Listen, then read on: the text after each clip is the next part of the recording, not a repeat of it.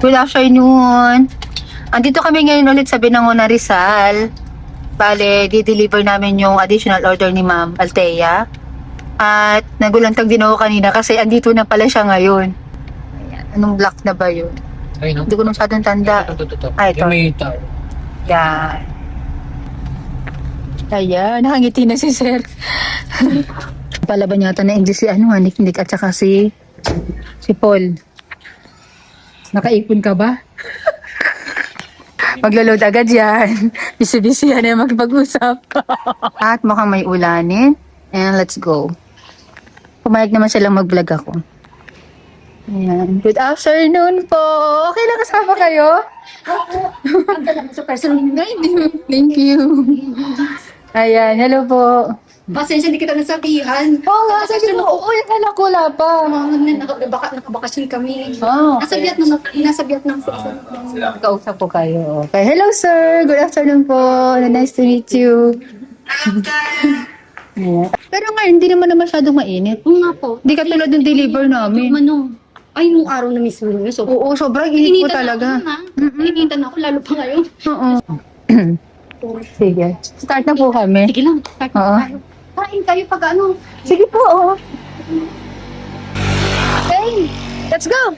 Tapos kain muna daw kayo. Hindi ba maya na pagkatapos na. Sobrang bait niya ni ma'am, grabe. Tapos ano siya, kung magbigay ng tip, mga, alam mo yun, panakain kami. Super. Si Kuya Cons, Ayan. bumugtak ang ulan agad. Di naman yan. Mababalis lang yan. Ano siya, tawag ito. Kilala na agad kayo ni ma'am. Hindi kayo makakawala. Kala nyo ha. Wala takas, updated yan sa mga vlog. Tingnan nyo naman yung cover na ginamit namin. Yung cover ng sasakyan Innova. Tama lang, discount na. Lagyan mo na ng kalso. Nangingilo ako. Nakakambyo? Oo. Kahit na, lagyan mo pa din. Lagyan mo po kahit isa lang. Pako tayo ng kalso. Alam mo, ang disgrasya, di mo masabi eh. Nalagyan ng bato. Ito pa yung isa. Para lang sure. Ay, tabi muna kayo. Maano yan? May basa-basa.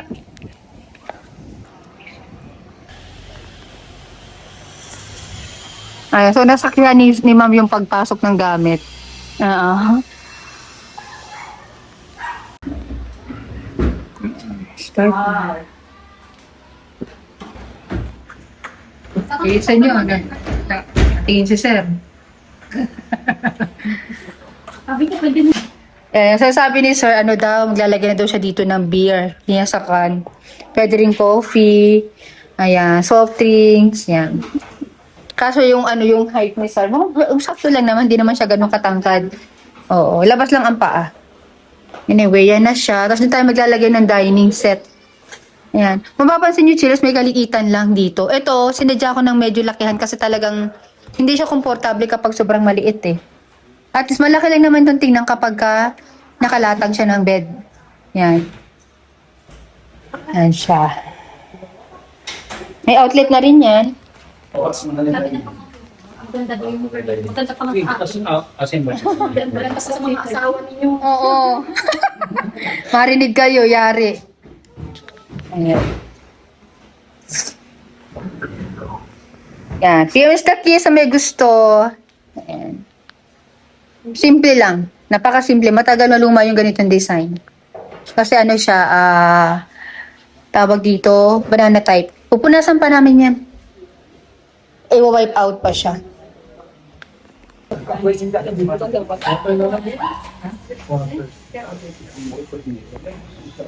So sa video, may darker siya kumpara sa personal. Mas light po yun sa personal. Ayan. So yan na yung set. Isa lang yung side table na nilagay ko dahil nga maliit lang yung room. Tapos ito yung mga blinds. Ayan. And yung kapal po ng mattress, ito 8 inches thickness ha. Sa mga nagtatanong po palagi ng ganitong set kasi best seller to sa amin eh. Yung ganitong design. Simple lang kasi siya. Ayan. So may mga vlog na rin po ako dito. Yung mga set na ginawa namin dito. Ano naman natin dito sa baba? Yung kanilang kung ano yung setup yung ginawa. Yan, hirap na hirap silang hilahin kasi mabigat yung sofa. So shout out po kay ma'am, nakausap po kanina na yung daw sofa nila magaan daw. Hindi po magaan ang sofa chillers, ha? Yung po sinasabi ni ma'am, tingin ko po yun, ay dun yung sa slider na nilagay namin sa mga paa.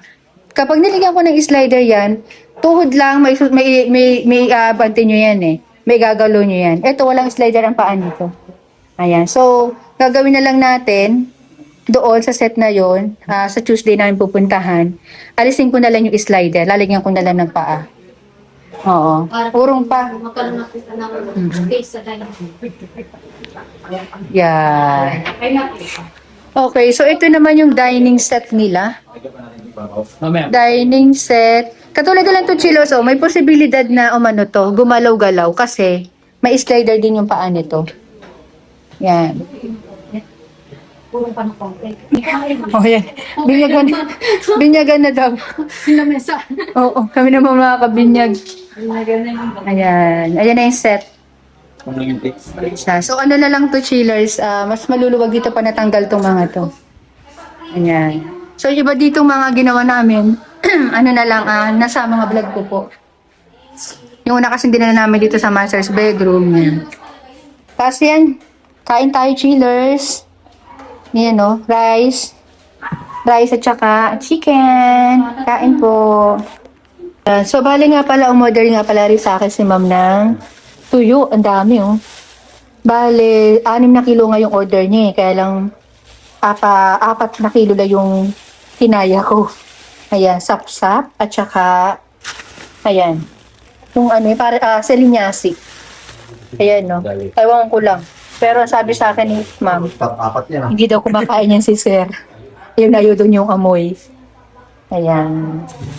Kaya sa mga gusto pong umorder ng tuyo, i-PM nyo lang po ako. Sasabay ko sa deliver. Masarap yan, promise. Nabinyagan na naman ng lamesa. Sarap na. Ayan, chillers. Dito sila lahat eh. Tapos na rin naman kami. Tapos na din namin kumain. Na ano, sa noo, nung pag-uwi, sa nguso, Ayan. sumunod po sa... Dapat upo rin kayo, ma'am. Upo din kayo. Di ba? Ayan. Thank you so much. Tiwala. Ayan. Thank you din po. Oo. Satisfied ka. Careful. Video mo na daw. Wait mo na. Iba ka ulit. 1, 2, 3. Ayan. So, pauwi na kami, chillers. And thank you so much po ulit, ma'am, ha? And kay sir, kay ate, sa lahat ng family din kanina sa pag-entertain. And syempre, sa tip na binigay niya sa amin, sa amin, sa amin. Nagbigay po siya ng 1,000 pesos para kay Nick and kay Paul. So, 500 sila. And then, ano pa ba? Nagbigay rin po siya ng 1,000 pesos para sa pagkain namin. So, bali 2,000 pesos. And, din sa tuyo na binenta ko sa kanya na sarado puhunan ko na nga lang binigay pero dinagdagan pa rin niya may pasobra pa rin siya bayad. So, thank you so much po and PM lang po ulit kayo kung magpapagawa na ulit. Bibigyan ko kayo ulit ng discount.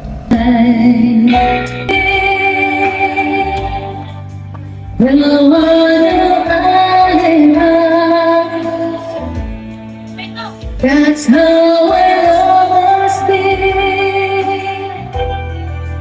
Don't as fun.